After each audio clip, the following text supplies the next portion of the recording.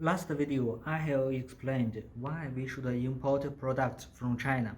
Yes. From this video, I will give you some ideas how we choose the correct product to make good money. Okay. Number one, we should choose the products we are familiar with or what kind of job we are at now. In China, we have one thing. Successful business is always from the known fields instead unknown. Yes. That is to say, if you are familiar with this field, it will be easier to win. We can choose the products those we use quite often, or it is related to our job, or we have family or we have friends in this field now. Yes.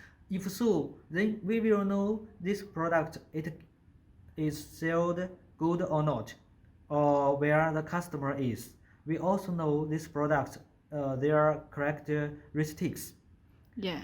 So if we are really in this business someday, then we will be easier to get support from our family or from our friends.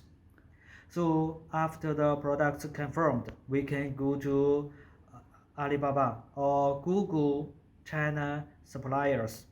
If Yes. you are not familiar or if you don't know how to find good China suppliers, you can check my previous videos.